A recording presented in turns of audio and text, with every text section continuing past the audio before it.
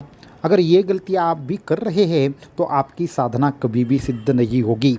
ये अगर गलतियाँ जो हम बताने वाले हैं वो आप भी कर रहे हैं तो आपके मंत्र कभी सिद्ध नहीं होंगे। अगर उपासना करने के बावजूद भी अगर आपको समस्याएं आती है तो कहीं न कहीं पे आप ये गलतियाँ करते हैं, तो तंत्र साधना में ये गलतियाँ बिल्कुल मत कीजिए, नहीं तो आपकी तंत्र साधना कभी भी सिद्ध नहीं होगी। ये हम आपको कहना चाहेंगे। तो इन गलतियों के बारे में आप जानना चाहते हैं, इन गलतियों के बारे में आप समझना चाहते हैं तो इस वीडियो को एंड तक देखना ना भूलें।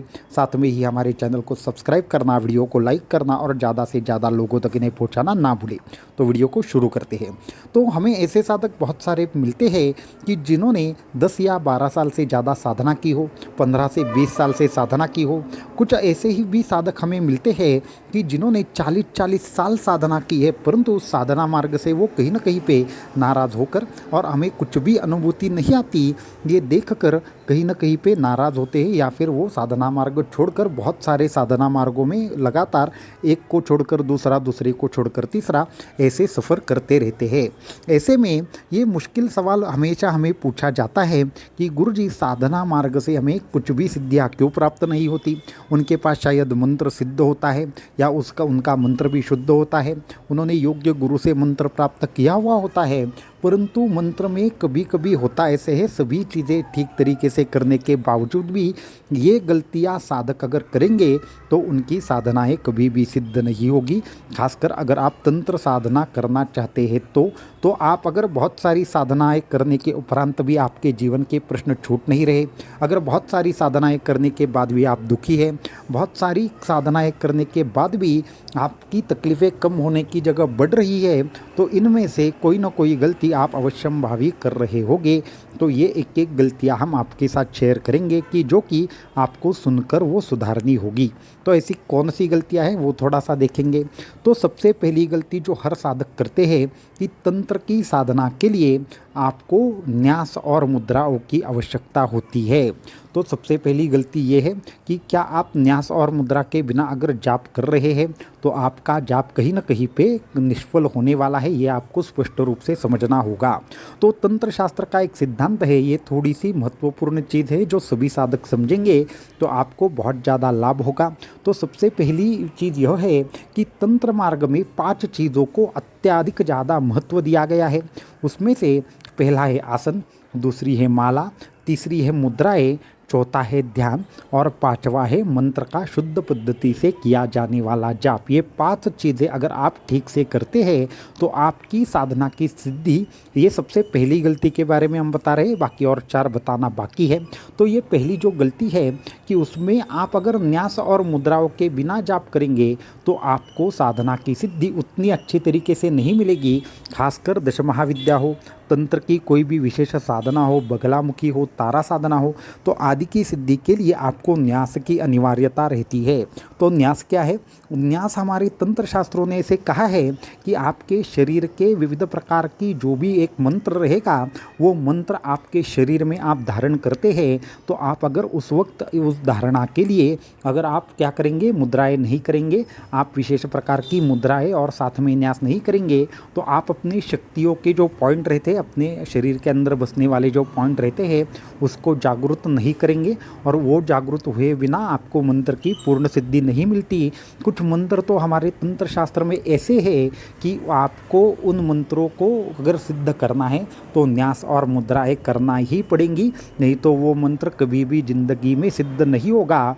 ये आपको सबसे पहली बात याद रखनी है, आपको न्यास और मुद्राएं अवश्यंभावी करनी है।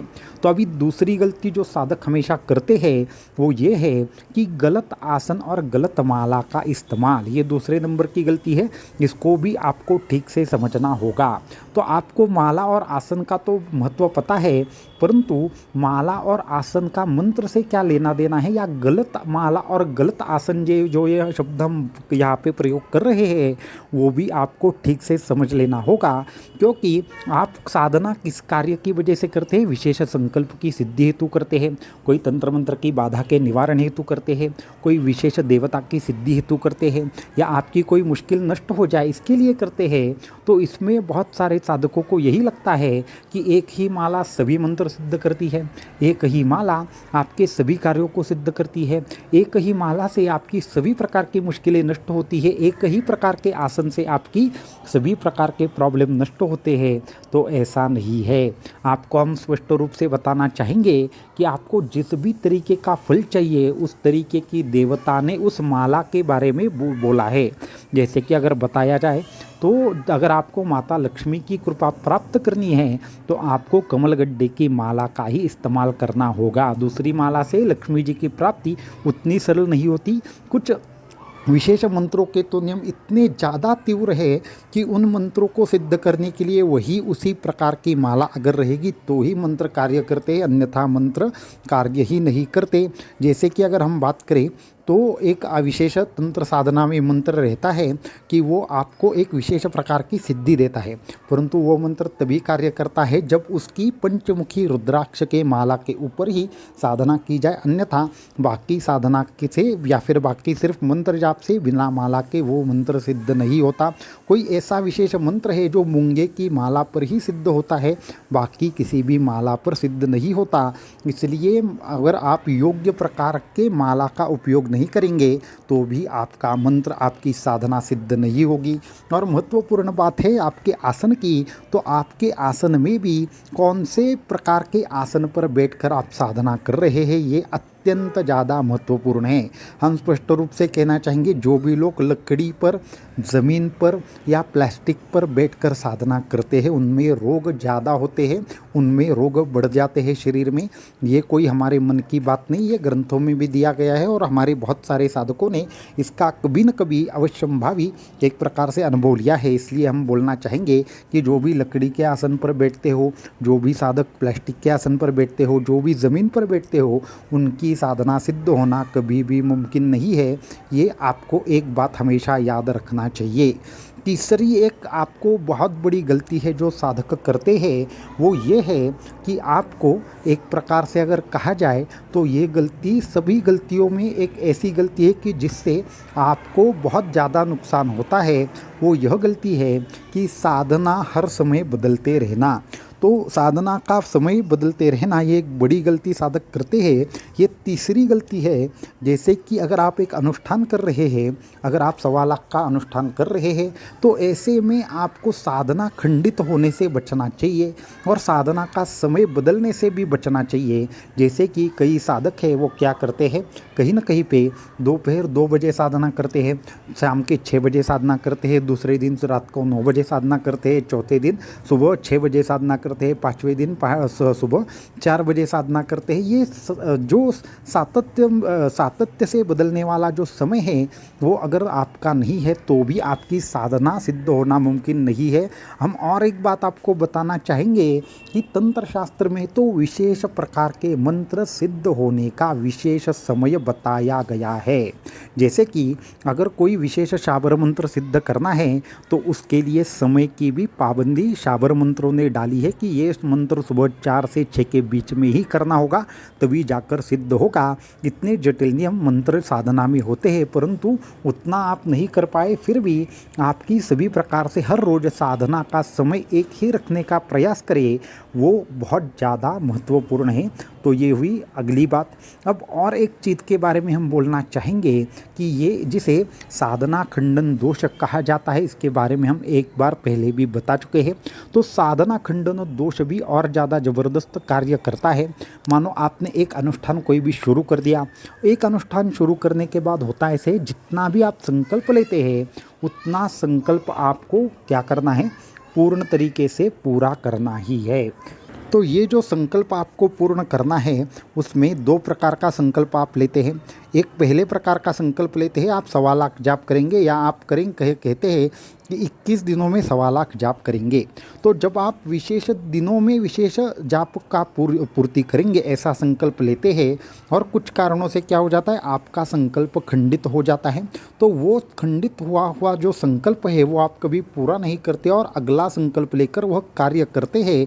तो इससे क्या होता है, आपको जब भी साधना खंडित हो जाए तो आपको उसका प्रायश्चित्त लेना पड़ता है। वो प्रायश्चित्त ना लेना ये एक प्रकार से साधना खंडन दोष कहलाता है। तो इसकी वजह से महत्वपूर्ण चीज़ ये है कि आप खासा एक तो संकल्प ऐसा करें जहाँ पे दिन की निश्चिति मत रखिए। अगर आपको ऐसा लगता है कि हम 21 दिनों में नहीं करने वाले तो 1.25 लाख मंत्र का जाप सुनिश्चित करें, और 1.25 लाख मंत्र का जाप कितने भी दिन में पूरा करें, परंतु दिन का उल्लेख ना करें। तो ये चौथा दोष हुआ साधना खंडन दोष। अभी पांचवा हम आपको बताना चाहेंगे। ये पांचवा दोष भी आपको बहुत बड़ा एक प्रकार से तकलीफ में डाल सकता है या उल्टा आपको कार्य कर सकता है, शत्रु मंत्र का जाप। तो शत्रु मंत्र का जाप ये एक इतना ज़्यादा बड़ा दोष है कि जिससे बहुत बड़े बड़े साधक बहुत ज़्यादा हद तक तकलीफ़ में पड़ सकते हैं। आप साधना से तो आपने सुना होगा कि आप हमेशा ही एक प्रकार से ऐसे होता है कि आपको साधना से राहत प्राप्त हो, आपको साधना से कार्य सिद्ध हो जाए, परंतु ऐसे होता है कि आप विशेष कोई साधना करने लगते हैं और कार्य फंसना शुरू हो जाता है। कार्य कहीं ना कहीं पे आपका नष्ट हो जाता है, कार्य से आपको कहीं ना कहीं पे हानि हो जाती है। ऐसी साधनाएं जो भी आपके एक प्रकार से विरोध में हो या आपके मंत्र जो रहेगा वो आपका शत्रु मंत्र हो, तो आपको कहीं ना कहीं पे ये सिद्धि देने की बजाय आपको हानि करा देगा। आपको एक प्रकार से ऐसी मुसीबत में डाल देगा कि आप सोचते रह जाएंगे कि ये तो साधना हमने किस संकल्प के लिए की थी और इससे क्या सिद्ध हो रहा है। सिद्ध तो हो ही नहीं रहा, ऊपर से हमें रोग हो रहे हैं, तकलीफ़ हो रही है, हमारी परेशानियां बढ़ रही है। अगर ऐसा हो रहा है तो आप शत्रु मंत्र का शायद जाप कर रहे हैं। शत्रु मंत्र का जाप करने वाले साधक हमेशा ही बहुत बड़ी मुश्किल में फंसते हैं, ये आपको समझना होगा। इसलिए जब भी गुरु से मंत्र ले, जब भी मंत्र ले गुरु से ही मंत्र ले। गुरु आपको शत्रु मंत्र कभी भी नहीं देते, क्योंकि गुरु ने दिया हुआ मंत्र हमेशा सिद्ध होता है। गुरु ने अगर शत्रु मंत्र भी दिया तो भी वह साधक के अच्छे के लिए कार्य करता है। इसलिए मंत्र एक तो गुरु से लेना चाहिए। अगर खुद ले रहे हैं तो आपको विशेष प्रकार का ये शत्रु मंत्र का एक विशेष कोष्टक रहता है, उसमें देखकर साधना करनी चाहिए।